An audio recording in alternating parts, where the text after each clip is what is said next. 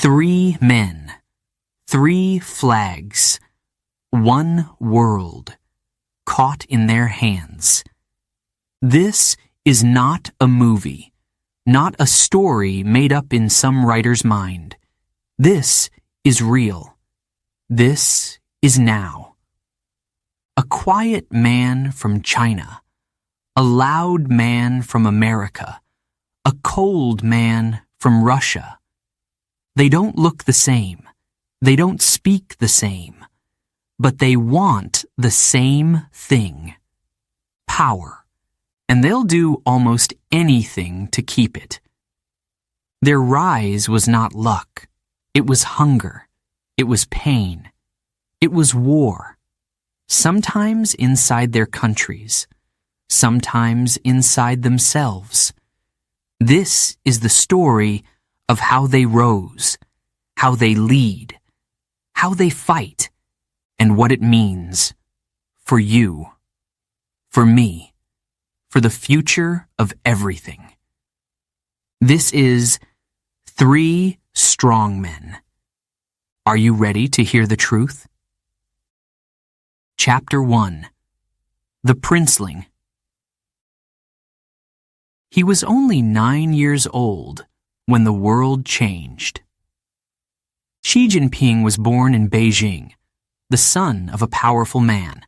A princeling, they called him, a child of the revolution. His father, Xi Zhongxun, helped build the new China.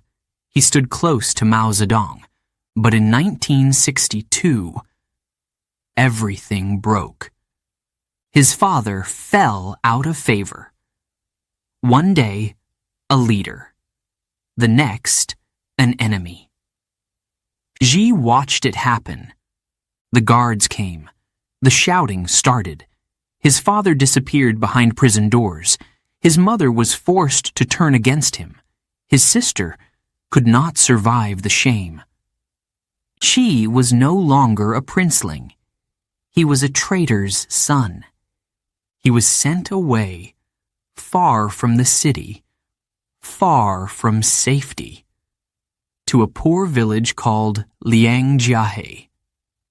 Cold winters, dirt roads, no electricity, no toilets, just hard work and silence.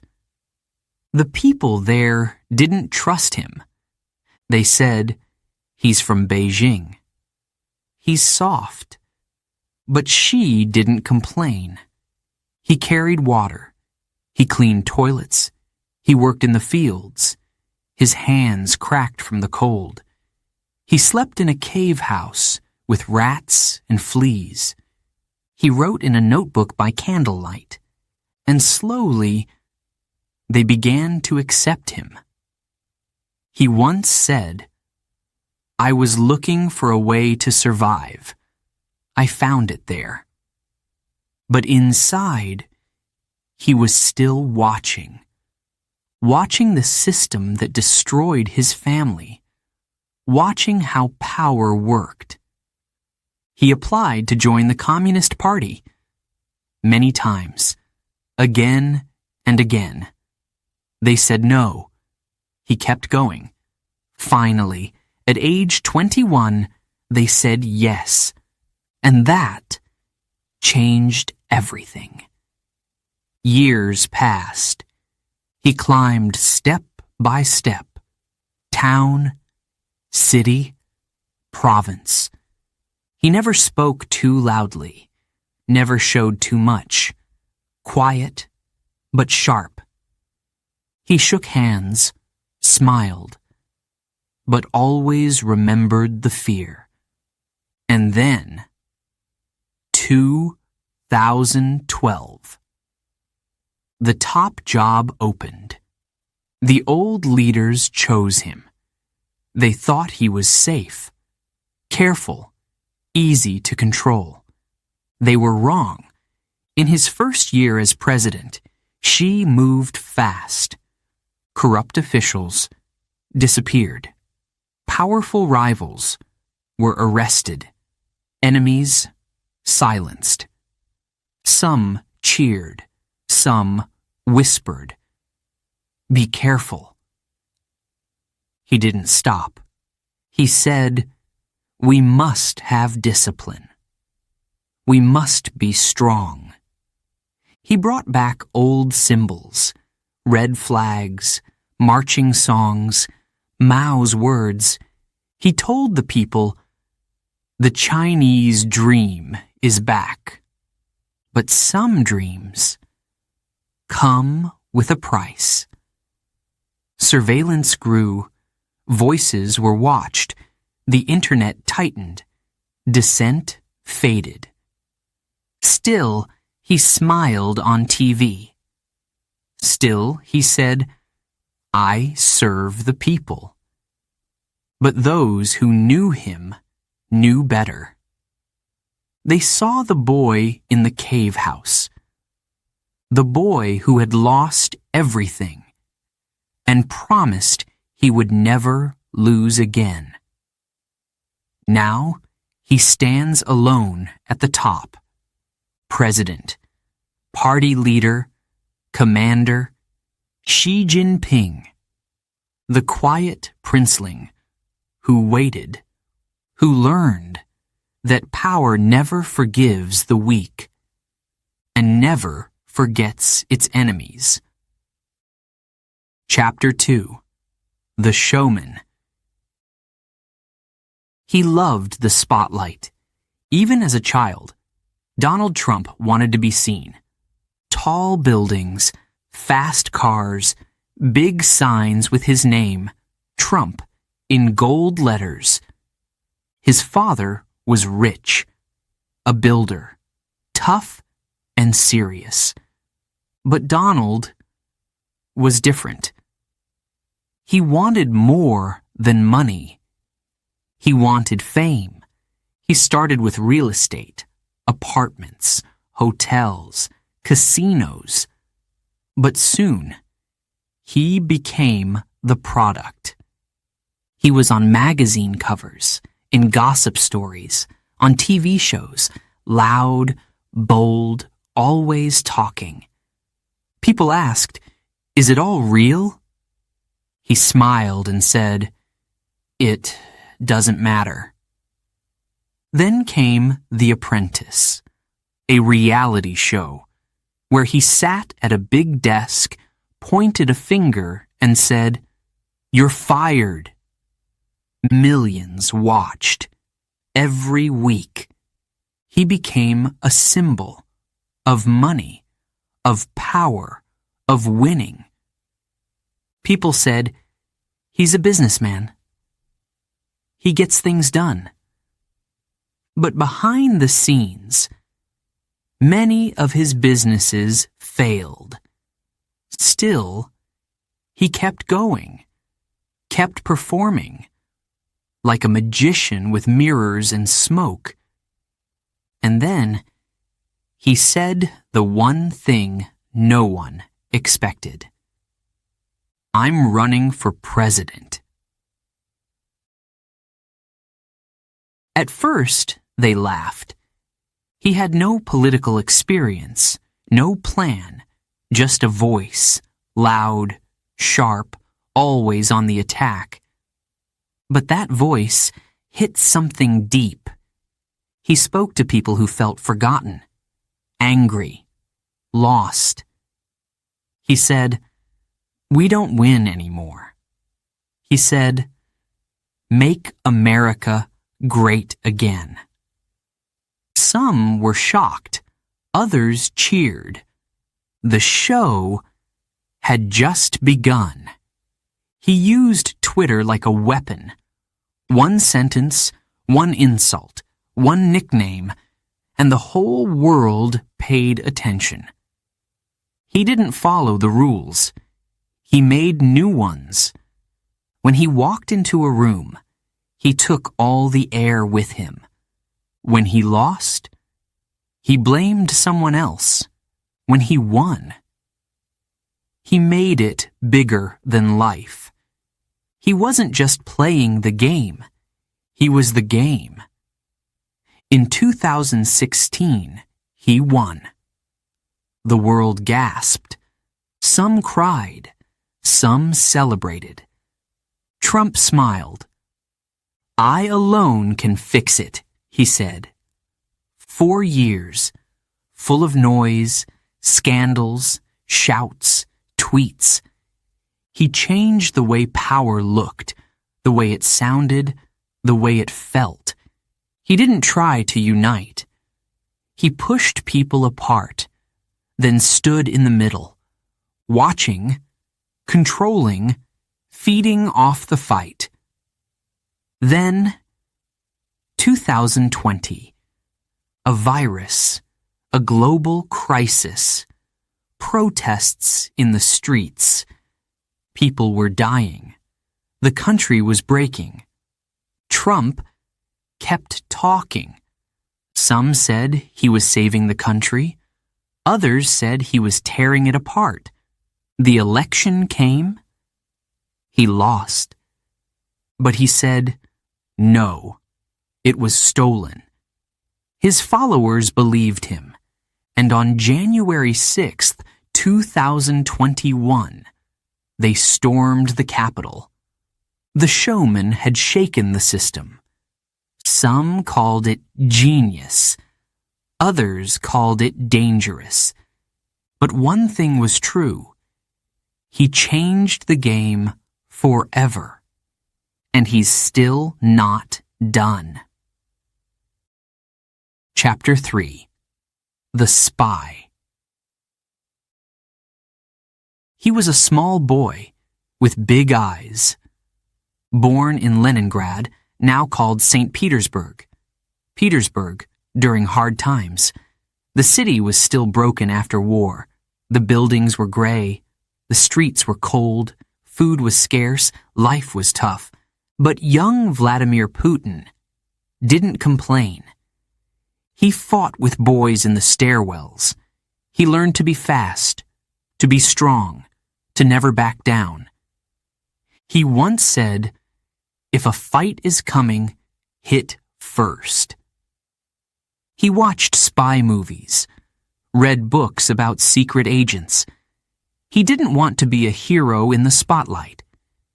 He wanted to work in the shadows, to know everything before others knew anything. At 23, he joined the KGB, the Soviet Union's secret police.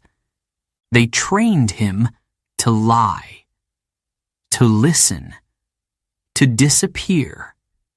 He learned how to make people talk and how to make them silent. They sent him to East Germany, not to fight, but to watch, to take names, collect secrets, control people, without being seen. He wasn't famous. He wasn't rich. But he was learning one thing. Power doesn't ask. It listens, waits, then acts. Then came 1991. The Soviet Union collapsed. Putin came home. The system he served was gone. Russia was weak, poor, lost. People waited in long lines for bread. Old men begged on the street. The dream was broken. But Putin saw an opportunity. He moved into politics, quietly, not with speeches, but with connections. He helped those in power, and they helped him back. One man rose, then another fell, and Putin climbed step by step. In 1999, the president needed someone loyal, not too famous, not too strong, a man who would obey. He chose Putin, but the spy had his own plan. Soon after, the president resigned and handed Putin the keys. Just like that, the quiet man from the shadows became president of Russia. He promised order, pride, strength. He showed pictures of soldiers, tanks, Russian flags. He said, "I will make Russia powerful again." And many believed him. But his enemies, they started to disappear. A businessman, jailed. A journalist, shot. A spy, poisoned. Putin denied it all. He said, "The West lies about Russia. They want to stop us." And the people, tired of chaos, stayed silent or nodded. He stayed in power, year after year. President, Prime Minister, then President again. He changed laws, changed rules, until the game fit him perfectly. He built a system around one belief: trust no one, fear everyone, win at all costs. And when other countries pushed back, he pushed harder in Georgia, in Crimea, in Ukraine. Each time he said, "We are protecting our people." Each time the world grew more afraid. Today, Vladimir Putin rules with silence and steel, still watching, still waiting, still striking first. The spy who never left the shadows. Only now, the whole world sees him. Chapter 4. The Mask Falls. Power changes people, or maybe power shows who they really are. Xi, Trump, Putin. 3 men, 3 paths. But now, all at the top. And when the mask comes off, the world sees what lies beneath. Xi Jinping. He speaks softly, slowly, almost like a teacher. But behind his voice is silence. Heavy silence. No loud arguments, no public fights, just rules, walls, cameras. Every phone watched, every word recorded, every move followed. He says, "Stability is peace." But peace feels like fear. People disappear. Journalists, artists, students. No one knows where they go. Sometimes they return, sometimes they don't. And still, Xi smiles on state TV. He waves, he visits farmers, he says, "The people trust me." Maybe they do. Or maybe they don't speak. Because they can't. Donald Trump, he doesn't hide. He shouts, he points fingers, breaks rules, tells the world, "Only I can fix it." His words hit like bullets. Fast, sharp, loud.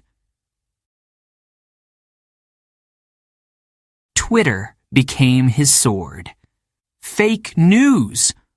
Loser. Enemy of the people. Some laughed. Some cheered. Others cried. He didn't try to calm the fire.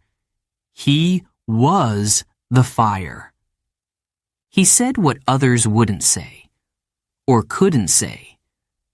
But the more he talked, the more the country split. Red and blue, us and them, friend or enemy, no in between. He called that strength. But many just felt tired, worried, alone. Vladimir Putin, still quiet, still watching, still deadly. He doesn't shout. He doesn't tweet. He doesn't need to. His power is colder, slower, deeper. He controls with fear and the memory of fear. People know what not to say, what not to ask, where not to go. Journalists die. Protesters vanish. And still, his face stays the same. No anger, no joy, just control. Always control. Each man leads in his own way. Xi, with silence. Trump, with noise. Putin, with shadows. But the effect is the same. The people change. Some stand taller. Most stay low. Some speak louder.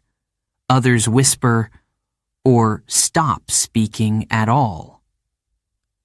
Power doesn't only shape the leader. It shapes the country, the spirit, the future. And when a leader shows his true face, the people learn who they really live under. This is not just politics. It's personal. It's daily life. It's what you read, what you say, what you fear, and who you become. Chapter 5. Clash of Titans. They don't shake hands easily. They smile, but the eyes stay cold. Because under the suits, the flags, the cameras, these men are not just leaders. They are rivals. They are threats. They are titans. Xi, Trump, Putin. 3 men, 3 worlds, and 1 global stage. It starts with words, a speech, a tweet, a warning, then a move, a trade barrier, a sanction, a military drill. Each one pushes the other. Each one answers. Sometimes with silence, sometimes with fire. Trump says, China is cheating us. He raises tariffs. China hits back. Farmers suffer. Prices rise. But Trump says, we're winning. Xi stays calm. But behind the scenes, he prepares. New partners, new deals, new weapons, because in Xi's world, you never show fear. Then Putin steps in. Not with soldiers at first, but with hackers. A virus here, a leak there. An election? Suddenly, people don't trust the results. Putin smiles and says, Russia? No, not us. But everyone knows the game. He plays it better than most. And still, Trump says, Putin respects strength. Xi says, we want peace, but we are not weak. Putin says nothing, just moves his troops. Allies start to shift. Old friendships break, new ones form, fast, strange, dangerous. Leaders watch closely. What will the U.S. do? Is China planning something? Will Russia invade? The air is heavy with questions and fear. In 2020, the world faces a pandemic. Instead of coming together, the titans pull apart. Each blames the other. China hides. The U.S. argues. Russia waits. The virus spreads faster than any army.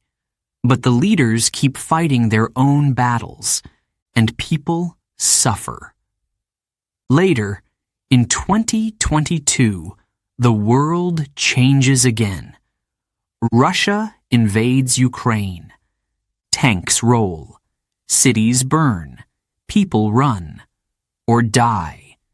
Putin calls it a special operation. The world calls it war. Xi watches. He doesn't speak much, but he doesn't stop Putin either. Trump? He's out of office, but still loud, still speaking, still dividing. The game becomes darker. Nuclear threats, cyber attacks, drones in the sky. Each man says, "I am protecting my country." But behind the words is ego, pride, fear, power. The world holds its breath. One mistake, one missile, one lie, and it all could fall apart. Because when titans clash, it's not just about them, it's about all of us. 3 men. Each sure he's right, each afraid to look weak, each willing to risk everything to win.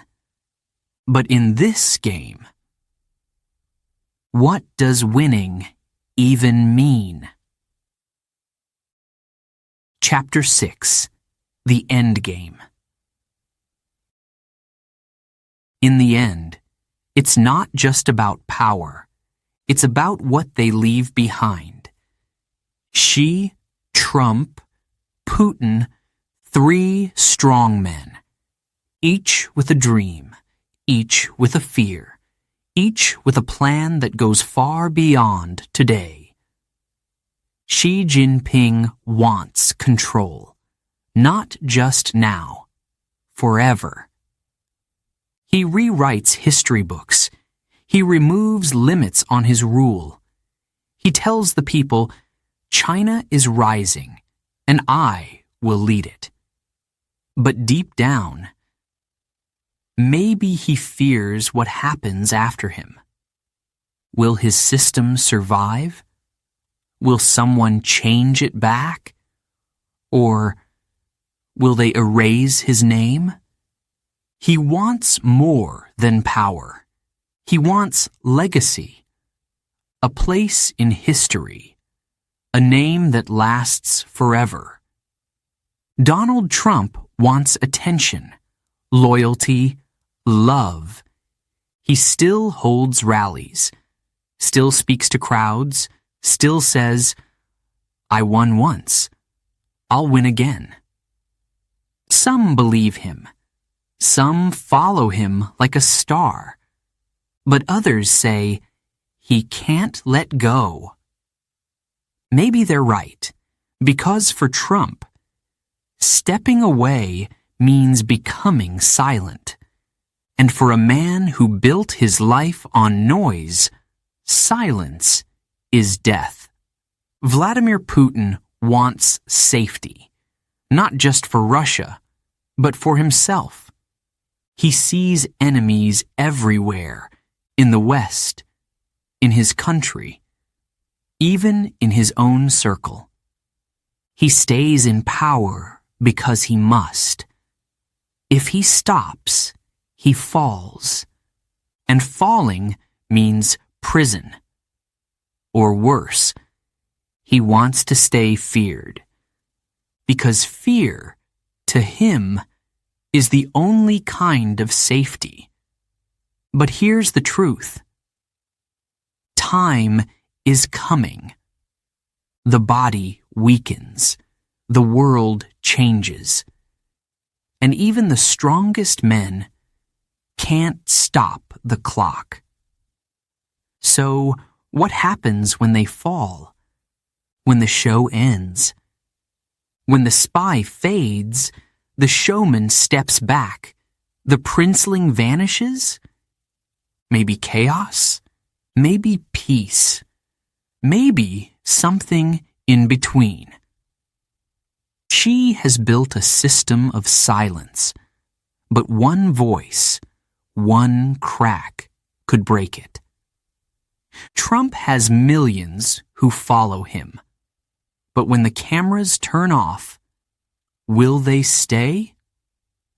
Putin holds his country with fear, but fear can turn. Fast, hard, violent, and we, the rest of the world, we watch, we wait, we wonder. What comes next? Because these men have shaped our time. With words, with war, with will. They've drawn lines on maps, lines in minds, lines between people. And now, those lines may break, or they may burn. This is the end game. Not just for them, but for the world they built. So we ask, what do we want? More strong men? More fear? Or something new? The story is not finished, and the future is still being written.